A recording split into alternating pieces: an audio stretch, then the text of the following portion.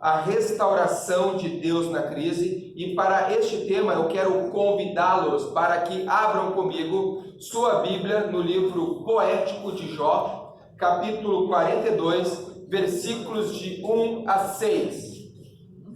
Tema da mensagem de hoje à noite: a restauração de Deus na crise. Livro de Jó, capítulo 42, versículos 1 a 6.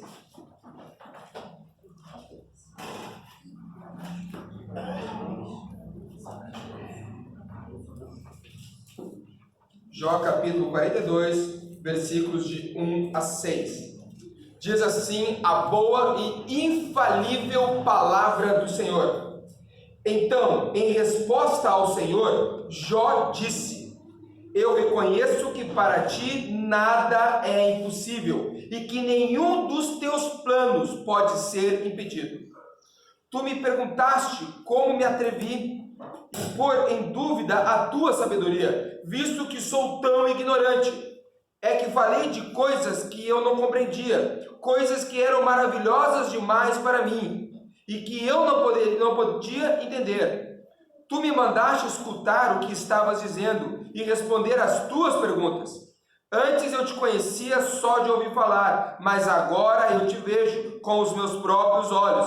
Por isso estou envergonhado de tudo o que disse e me arrependo, sentado aqui no chão, num monte de cinzas. Amém. Que Deus nos abençoe com sua boa palavra hoje à noite. Quero convidá-lo mais uma vez a fechar os olhos, curvar a cabeça e vamos falar com o Senhor. Pai, muito obrigado, Deus. Muito obrigado pelo teu cuidado, pela tua bondade, Pai. Nós bendizemos e louvamos o teu nome por cada pessoa que adentrou neste salão de culto. E agora, Deus, de uma forma exponencial, de uma maneira singular, venha falar ao nosso coração através da tua palavra, Deus. Em nome de Jesus, amém e amém. Irmãos, os 42 capítulos do livro poético de Jó demonstram uma concentração infernal para destruir, para aniquilar, para acabar com a vida de Jó. Todas as ações de Satanás, ações do inferno, para destruir com a vida desse homem chamado Jó. Um esforço muito forte, uma orquestração do mal para acabar com Jó e com sua família. E nós vamos ver ao longo do texto, ao longo de todo o livro, como Deus agiu de uma maneira incrível, restaurando toda a vida de Jó. Não somente uma área da sua vida, mas toda a vida dele. E apesar de toda a tragédia vivida por Jó, a soberania de Deus prevaleceu sobre a vida de Jó. Apesar de toda a tragédia, de todo o caos, de todos os momentos difíceis e angustiantes, dolorosos que esse homem viveu ao longo dos 42 capítulos, nós vemos como Deus agiu também poderosamente, restaurando a vida desse homem. O livro de Jó, irmãos, é um livro emblemático porque alguns eruditos chegam a dizer que o livro de Jó nada mais é que uma fábula, que o livro de Jó nada mais é que um mito, um recurso usado pela andragogia ou pedagogia antiga, com o intuito de trazer algum princípio, ou seja, uma história, sem H no início, com o intuito de simplesmente trazer algum ensino. Então algumas pessoas chegam a negar a existência desse próprio personagem da Escritura Sagrada, dizendo que ele nunca existiu, que foi apenas um recurso didático para trazer algum ensino ao coração dos judeus, fazendo uso da poesia e da narrativa para instruir o coração dos homens. Só que, claro que isso de maneira alguma deve ser aceito. O livro de Jó, Jó realmente existiu. O próprio Tiago, que é o apóstolo Tiago, que foi dada a ele autoridade pelo próprio Jesus para instaurar doutrina nas igrejas, no capítulo 5 da sua carta, no versículo 11, ele chega a dizer que o homem deve ser perseverante como Jó. Perseverante como Jó. Então Jó foi um personagem que realmente existiu, só que nós não conseguimos datar o período da sua existência. Provavelmente ele tenha existido no tempo dos patriarcas, que ele seja tão antigo como Abraão e como os demais. A autoria de Jó não tem uma data certa, não sabemos quem foi que escreveu o livro de Jó, quem tem escrito ele. Então eu quero compartilhar com vocês 6 áreas cruciais que o inimigo atacou na vida de Jó. 6 áreas cruciais que o inimigo atacou na vida de Jó. Primeiro, o relacionamento com Deus. Foi a primeira área que ele atacou. O relacionamento com Deus. Jó capítulo 1, versículos 11, capítulo 2 e 5. Jó capítulo 1, versículo 11. Mas se tirares tudo que é deles, verás que ele te amaldiçoará sem nenhum respeito. Jó capítulo 2, versículo 5. Agora se estenderes a mão e ferires o corpo dele, verás como ele, sem nenhum respeito, te amaldiçoará. Então o que acontece aqui? Satanás começa a investir primeiro no relacionamento entre Jó e Deus, querendo quebrar esse relacionamento. Deus é a fonte de vitalidade da nossa vida. E o primeiro laço a ser rompido é o laço da fé. Quando nós acabamos fracassando na vida, quando nós acabamos quebrando, nos machucando, o primeiro laço que nós quebramos é o nosso relacionamento com Deus. A primeira área da nossa vida que é atacada é o nosso relacionamento com Deus, é a nossa fé. Nós começamos a questionar a Deus. Uma vez que a nossa fé é enfraquecida, nós ficamos totalmente vulneráveis a qualquer ação de Satanás sobre a nossa vida. E ele coloca em xeque aqui o relacionamento de Jó com Deus, dizendo: olha Deus, Jó ele te ama. Jó ele te ama. Mas ele te ama pelas coisas que você dá para ele.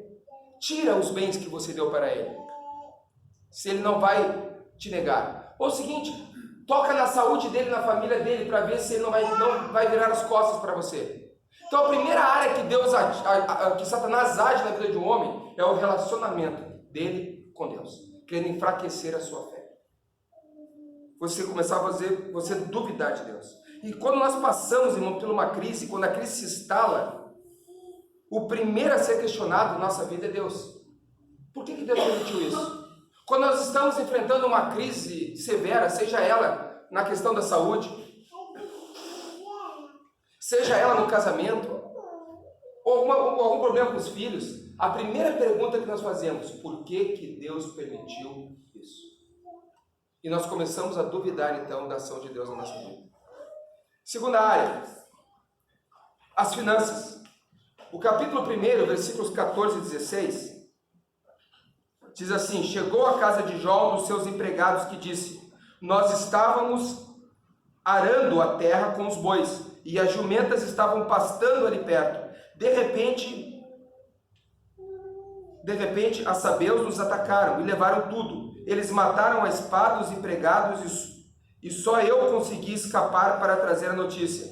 Enquanto este ainda estava falando, veio outro empregado e disse: raios do céu, caíram raios do céu e mataram todas as ovelhas e os pastores. Só eu consegui escapar para trazer a notícia. Satanás saqueou todos os recursos da família de Jó. O capítulo 1 vai começar dizendo que Jó era o homem mais rico do Oriente, o homem mais rico. E o texto fala que Satanás saqueou todos os bens de Jó. A fonte de trabalho e sustento da família foi atacada. O trabalho ele é fundamental para o sustento de uma família e também para a dignidade de um homem. Para a dignidade, porque todo e qualquer homem, quando ele fica desempregado, ele fica com a sua dignidade abalada, ele fica com seus sentimentos vulneráveis também. Porque o homem ele se realiza através do seu trabalho. E quando ele está desempregado, ele não tem como sustentar a sua família, ele não tem como honrar a si mesmo com dignidade. E aqui o que acontece? A sua finança é atacada. Irmãos, falam o seguinte, né? Você já deve ter ouvido isso, ou até falado isso algumas vezes. O dinheiro é do diabo. Agora fica sem dinheiro. Acho que ficar sem dinheiro é do diabo, né? Ficar sem dinheiro é do diabo. Sem trabalho, irmãos, é impossível construir e manter uma família. Terceira área atacada: os filhos. Jó capítulo 1, versículo 13 e 15, diz o seguinte: um dia, enquanto os filhos e filhas de Jó estavam no banquete na casa do irmão mais velho, chegou à casa de Jó um dos seus empregados que disse: nós estávamos arando a terra com os bois e as jumentas. estavam pastando ali perto. De repente, os sabeus os atacaram e levaram tudo. Eles mataram a espada empregados e só eu consegui escapar para trazer a notícia. Versículos 18 e 19. Enquanto este ainda estava falando, chegou mais um que disse a Jó: os seus filhos e filhas estavam no banquete na casa do seu filho mais velho. De repente veio do deserto um vento muito forte que soprou contra a casa, e ela caiu em cima dos seus filhos. Todos eles morreram, só eu consegui escapar para trazer a notícia. O versículo 13 a 15, Jó é golpeado com a notícia da morte dos seus filhos e filhas, mortos à espada. E ainda enquanto agonizava a dor do primeiro golpe, Jó foi surpreendido com mais um golpe. A notícia que seus filhos e filhas foram vítimas de uma catástrofe natural. Pense bem, irmãos. Ele está respirando ainda, recém recebeu notícia da morte de alguns filhos, e daqui a pouco chega outro mensageiro e compartilha: olha, teus filhos morreram, teus outros filhos. Uns morreram à espada e os outros foram vítimas de uma catástrofe natural. Como um coração vai suportar isso? A Bíblia diz que os filhos são herança do Senhor, conforme o Salmo 127, versículo 3. Satanás rouba a maior herança de um casal. As drogas têm levado por assalto inúmeros filhos. O divórcio tem destruído com a vida de muitos filhos. Se não bastasse Satanás afligir a atual geração, ele também destrói o legado de uma família, que são os filhos. 6 áreas cruciais que o inimigo ataca: relacionamento com Deus, finanças, filhos e saúde. Capítulo 2, versículos 7 a 8 diz o seguinte: aí Satanás saiu da presença do Senhor e fez com que o corpo de Jó ficasse coberto de feridas horríveis, desde as solas dos pés até o alto da cabeça. Jó sentou-se no monte de cinza e pegou um caco para se coçar. Irmãos, o texto diz que depois de um espaço de tempo entre o versículo 22 do capítulo 1 e o versículo 7 do capítulo 2, Jó é cometido de uma enfermidade que tomou o seu corpo inteiro, da planta dos pés até a cabeça. Uma enfermidade que tomou o seu corpo inteiro. Irmãos, não há como afirmar qual foi exatamente a enfermidade que ele teve. Algum problema de pele, quem sabe lepra. Mas seu corpo foi tomado de feridas e úlceras dos pés à cabeça. A família, irmãos, nunca teve, irmãos, tão doente como nos dias de hoje. As pessoas nunca tiveram tão enfermas como nos dias de hoje. As pessoas nunca tiveram doentes como hoje, irmãos, como doenças psicossomáticas. Vários tipos de enfermidades têm assolado o coração das pessoas, a vida das pessoas. As pessoas vão aos consultórios médicos, mas não sabem nem o que tem. Não sabem dizer para aquele que está cuidando dela o que exatamente tem. E vão simplesmente ao consultório de um médico para conversar. Não é para mostrar uma enfermidade existente nela, mas simplesmente para falar da agonia do seu coração. Pessoas que não dormem, que têm dor de estômago, inúmeras enfermidades. Como tem crescido e muito, irmãos, o mercado de ansiolíticos. Como as pessoas hoje estão enfermas, irmãos. Doenças emocionais assolam a família. E o resultado de uma família doente é uma sociedade doente. É uma sociedade doente. E por isso que hoje nós temos uma sociedade... Irmãos, isso não é normal, mas uma pessoa pegar uma arma e disparar aleatoriamente dentro de uma escola. Isso não é normal, irmãos. E às vezes você vai ver a pessoa, ela não é oriunda de problema social, de uma invasão, ou ela não é vítima de crime nenhum, que seus pais estão presos, que ela nunca conheceu o pai e a mãe que estão apenados. Não, são pessoas que têm uma família. E que de uma hora para o outro pegam uma arma, entram dentro de uma escola e distribuem disparos à torta e direito sem saber qual o motivo disso. Pessoas enfermas. Hoje nós temos pessoas enfermas, meus. Pessoas com sua vida mal resolvida. E elas entram para um relacionamento, para um casamento com sua vida mal resolvida. E o futuro disso, aquele casamento não dura. E mais uma família que adoece. Mais uma família que adoece. Quinta área que ele atacou na vida de Jó foi o casamento. No capítulo 2, versículos 9 ao 10, olha só, irmãos, as palavras aqui. E a mulher dele disse: você ainda continua sendo bom, amaldiçoe a Deus e morra. Jó respondeu: você está dizendo uma bobagem. Se recebemos de Deus as coisas boas, por que não vamos aceitar também as desgraças? Assim, apesar de tudo, Jó não pecou, nem disse uma só palavra contra Deus. Irmãos, palavras insanas: amaldiçoa este teu Deus e morra. E ela não diz amaldiçoa o nosso Deus, ela fala amaldiçoa este teu Deus e morra. Diante do aperto que ela estava no coração dela, ela diz isso para o marido. Eu vejo neste versículo os dois estágios da morte do matrimônio. Primeiro estágio, a morte da prioridade no casamento, porque a prioridade do casamento é Deus. A prioridade de um casamento bem sucedido é Deus. Amaldiçoa este teu Deus e morra. Muitos casamentos, irmãos, têm sido destruídos pela falta de temor a Deus. Há pessoas que fazem coisas terríveis em seu casamento e eu pergunto, por quê? Por falta de temor a Deus. Por falta de temor a Deus, o que falta? Irmãos, quando nós olhamos casamentos, infidelidade, agressão, uma porção de coisas, o que falta nisso? Temor a Deus. Temor às coisas de Deus. Que quando um coração é tomado, irmãos, pelo temor a Deus, antes da pessoa se tornar infiel ou uma agressora, ela vai pensar muito em Deus antes de fazer isso. E falta temor de Deus no coração das pessoas, irmãos. E o que faltou aqui? Falta de temor a Deus. Amaldiçoa este teu Deus e morra. O segundo estágio da morte do casamento é a morte do apreço pelo cônjuge. Amaldiçoa este teu Deus e morra.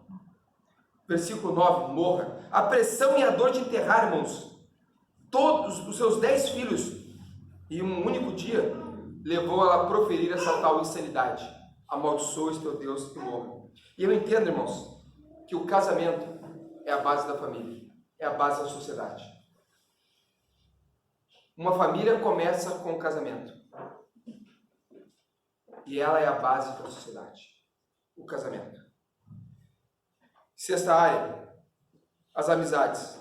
Jó capítulo 42, versículo 7, que foi o texto que nós lemos, diz o seguinte: depois acabou de falar com Jó, o Senhor disse a Elifaz, da região de Temã: estou muito irado com você e com os seus 2 amigos, pois vocês não falaram a verdade a meu respeito, como fez o meu servo Jó. Irmãos, quando o inverno da vida chega, os amigos desaparecem.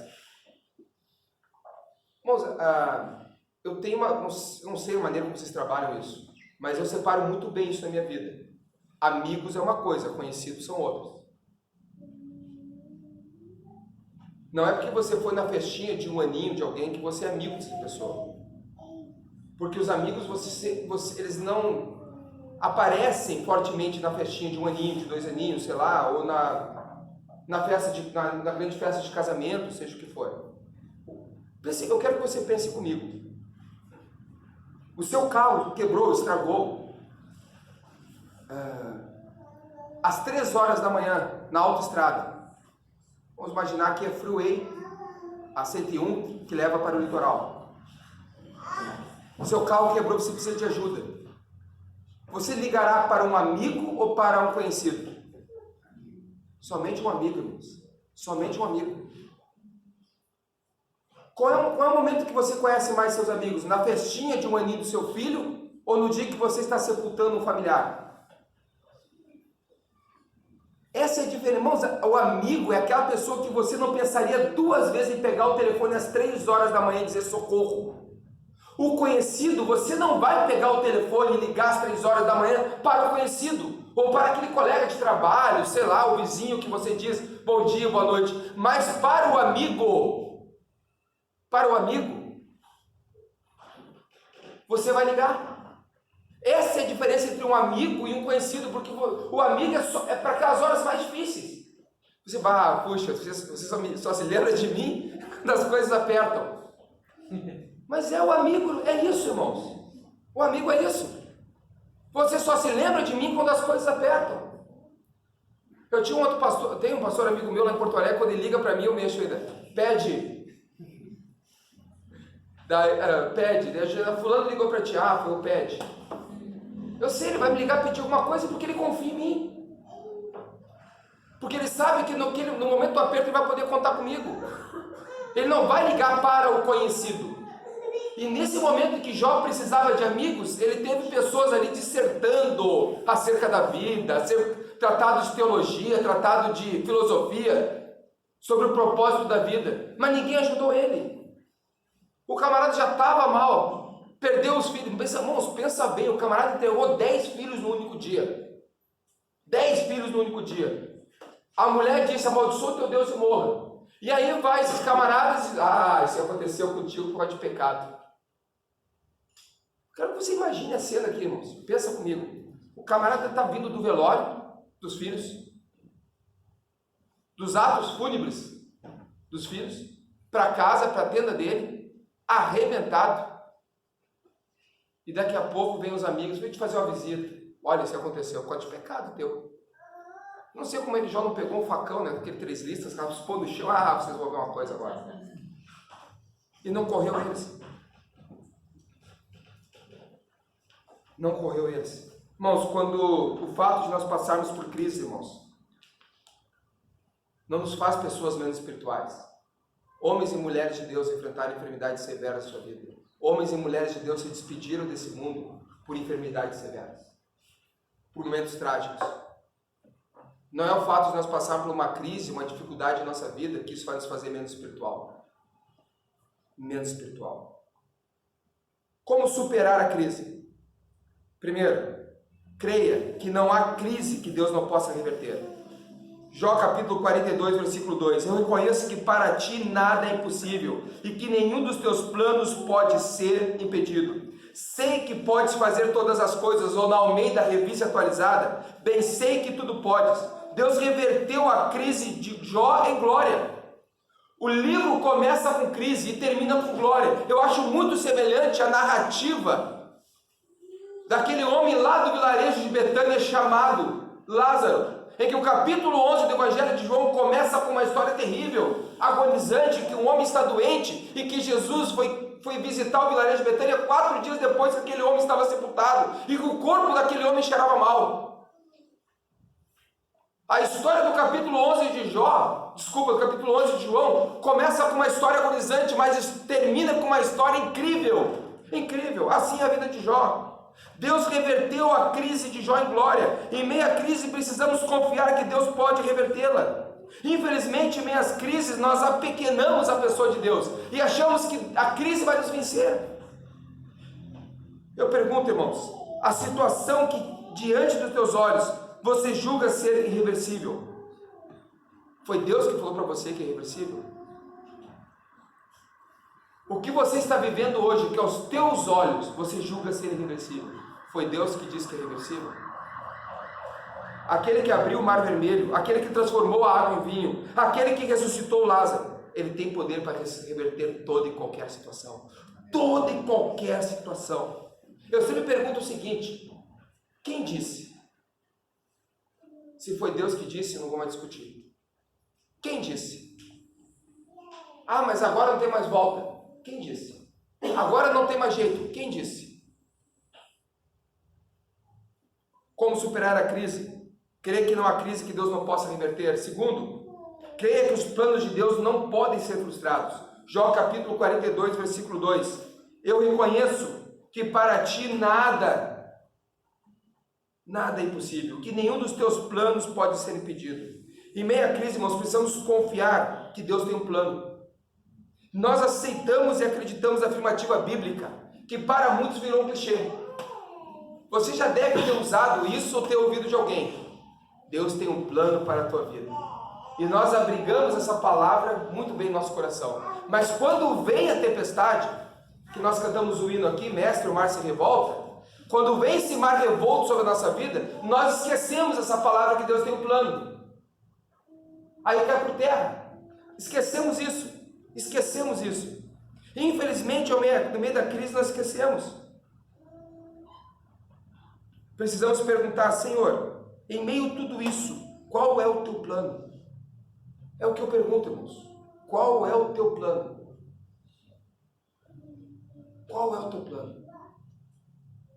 Em meio a tudo isso, qual é o teu plano?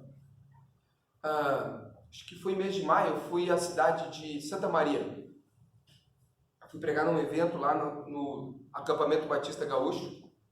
Quando estou voltando aqui pela, não sei qual é o nome do trecho aqui, que vem de Pantano Grande para Encruzilhada, para a região de Pantano, para a região de Canguçu. Quando estou chegando perto do trecho ali que tem pedágio em Canguçu, irmãos, os dois pneus do carro se foram num buraco. E aí eu encostei do lado de uma caminhonete que já estava parada ali com os dois pneus arrebentados também. E daí ficava só observando os carros passarem, arrebentarem o pneu e ali. Arrebentar o pneu e iam parando ali do nosso lado. Irmãos, e já era frio, mas um frio chovendo. Eu disse, Deus, para que tudo isso? Daqui a pouco vem um senhor com uma caminhonete grande, bonita, né? O cara desceu dali. Eram dois pastores da Assembleia de Deus. E o cara chegou e disse assim, pá, vocês não vão ficar aí. Parei que eu chamando, tá vindo o guincho já para levar o carro de vocês junto. Cara, pensa que eu tive um motorista especial, cara. O motorista da Assembleia de Deus dirigiu para mim. O camarada veio e me levou até Canguçu, onde eu pude usar o serviço de borracharia e voltar para casa. Nós chegamos 5 horas da manhã em casa. O cuidado de Deus em todo momento. Em todo momento, irmãos.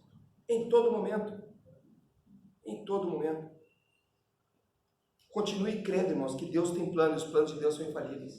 E no tempo de Deus irá se cumprir.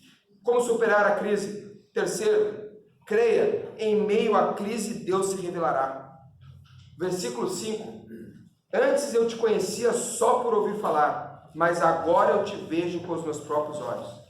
Eu te conhecia só de ouvir falar. Em meio à adversidade, Jó conheceu o poder de Deus. Ele admitiu que o conhecimento de Deus era superficial. Jó admitiu que passou a conhecer a Deus de forma mais profunda numa crise pessoal dele. Irmãos, uma coisa é você ter um conhecimento cognitivo de Deus. Você ler uma apostila e naquela apostila diz assim, item 1, Deus é onipotente. Um dos atributos absolutos de Deus que somente Ele tem. Mas outra coisa é você viver um momento dramático na tua vida. E naquele momento dramático, doloroso da tua vida, você experimentar a onipotência de Deus. Você aprende muito mais na prática, que simplesmente através do recurso cognitivo. Simplesmente enchendo a tua cabeça de informação. Você aprende muito mais na prática. E Jó, irmãos, ele tinha um conhecimento, ele era um homem temente. O livro de Jó começa dizendo que Jó temia a Deus. Que Jó temia a Deus. E a versão mais antiga, a revista corrigida, fala que Jó debalde temia a Deus. E eu me lembro que eu tenho um seminário, nós fazíamos uma brincadeira. Você sabe o sobrenome de Jó? O Jó não tem sobrenome, Jó debalde. Jó debalde temia a Deus. Então era o sobrenome. Jó teme a Deus. Então o texto começa que ele temia a Deus, mas vai terminar. O livro começa que ele teme a Deus e vai encerrar dizendo que agora ele conhece a Deus. Antes ele tinha um conhecimento cognitivo, agora ele experimentou Deus na vida dele. Ele mesmo confessa, só conhecia de ouvir falar. As experiências mais profundas e mais marcantes, irmãos, que temos com Deus, acontecem nos períodos de crise. Os momentos mais marcantes, quando nós experimentamos o sustento, o cuidado de Deus. Irmãos, eu fico pensando, uma coisa é nós falarmos aqui que Jesus acalmou a tempestade. Agora você imagina os discípulos dizendo, eu estava lá em vir acalmar a tempestade. É outra coisa. Nós cremos, irmãos. Eu creio, irmãos. Creio, não duvido em circunstância alguma que Deus abriu o Mar Vermelho para o povo passar enxuto. Mas imagina aquela nação inteira que estava na beira do Mar Vermelho e viu aquilo. Viver isso, experimentar. Experimentar isso. Quarto, creia que Deus aceita um coração arrependido. O versículo 6 diz assim, por isso estou envergonhado de tudo o que disse, e me envergonho sentado aqui no chão, num monte de cinza. Jó olhou para si mesmo e reconheceu que havia coisas na vida dele que necessitavam de arrependimento, que havia coisas na vida dele que precisavam ser trabalhadas. A crise que você está vivendo pode ser, quem sabe, consequência de uma decisão, de uma escolha equivocada sua, de um pecado.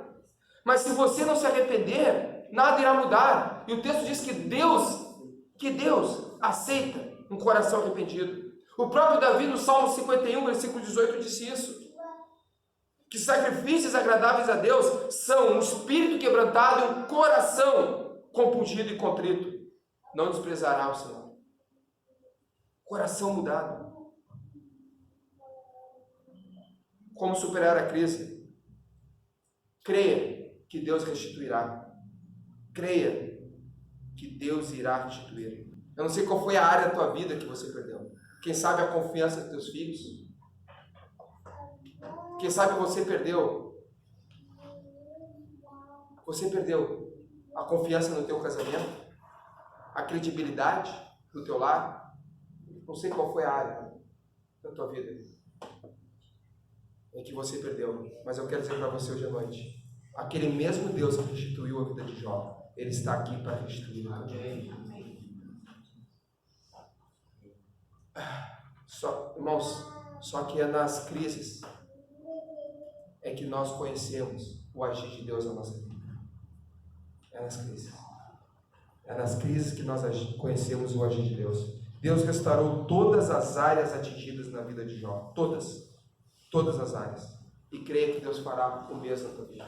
Eu não sei qual foi a área da tua vida que foi atingida. Eu não sei. Não sei qual foi a área. Mas eu quero dizer para você que esse mesmo Deus que restituiu todas as áreas da vida de Jó, Ele está aqui para restituir a tua.